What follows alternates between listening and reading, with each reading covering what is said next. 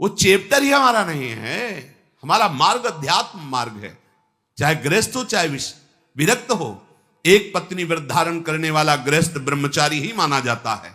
जो केवल संतानोत्पत्ति के लिए गृहस्थ क्रिया करता है उसे ब्रह्मचारी ही माना जाता है। नाम जप करते हुए अतिथि सेवा, परिवार का पोषण, वो साधु ही माना जाता है। हमारे मन में जो भोगों की स्फुरणा होती है उसके कई कारण होते हैं। एक तो होता है संचित पाप राशि जो पूर्व में जमा है, प्रायः इसी से भोग स्फुरणाएं होती है। दूसरा संग से होती है।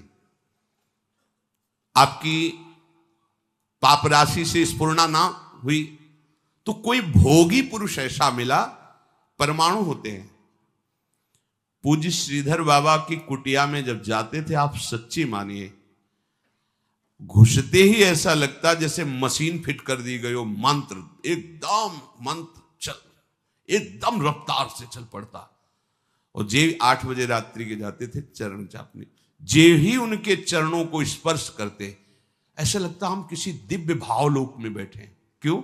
उनके परमाणु। नाम जापक संत, रात दिन नाम जापक, ऐसे परमाणु उनकी हर वस्तु में, कोई भी वस्तु उनकी छुओ के एक दिव्यता थी उसमें।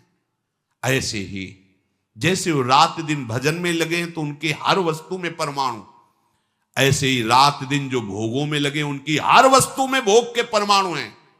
सावधान, उनके आसन पर बैठना, उनकी थाल में पाना, उनका स्पर्श होना, उनका संभाषण होना, उनसे मित्रता करके उनका चिंतन करना, ये भोगों को बढ़ावा देना होगा।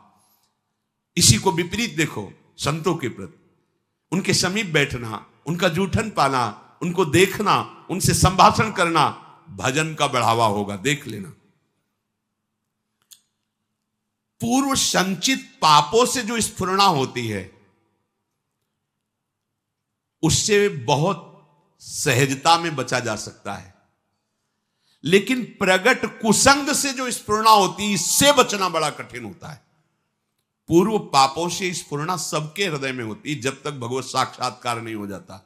वो बार बार आकर्षित करता रहता है संसार का राग।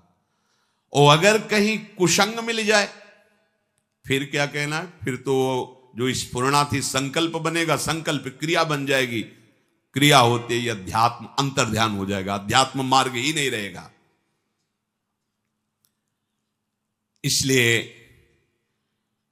कर्म राशि की तो तुम चिंता मत करो, उसे तो भस्म करने के लिए शरणागति समर्थ है। लेकिन कुसंग से बचने के लिए तुम्हारे ऊपर पूरा भार है। कुसंग से तुम बचो। बरुहल बास नरक करताता, दुष्ट संग जनि दे विधाता। गंगा किनारे भ्रमण जब कर रहे थे तो तरी घाट है, उसके आगे हम जा रहे थे। नया शरीर और वैराग्य, ना कमंडल, ना बिस्तर, ना कोई, भीषण सर्दी का समय। एक मार्किन नीचे पहने लाल रंग से गेरुआ, बस लंगोटी, और एक मार्किन बस ऊपर, कोई नहीं, कोई कमंडल नहीं, कुछ नहीं। रोम रोम हर समय सर्दी से व्याप्त रहता। भोजन की व्यवस्था जहां ठाकुर जी कर दे। तो माह के महीने में रामनगरिया लगती गंगा किनारे।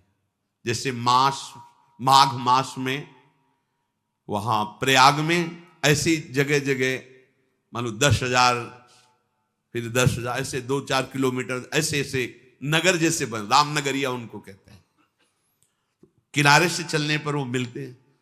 तो एक महात्मा जिनकी पोशाक बहुत अच्छी लग रहा था, सुविधाजनक जीवन है, वो देखा, बड़े बुजुर्ग अवस्था के थे। उनका, हे महात्मा, देखने से ही लग रहा है कि तुम गंगा की परिक्रमा दे रहे हो।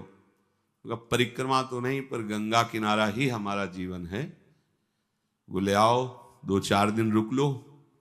पूरा रामनगरिया सब अलग अलग तंबू लगे, जैसे प्रयागराज में ऐसे बड़ी व्यवस्था, बड़े ऊंचे ऊंचे ऐसे गद्दे और तंबू, क्योंकि बहुत सर्दी गंगा किनारे तो और पड़ती है। हमें भी लगा चलो संत भगवान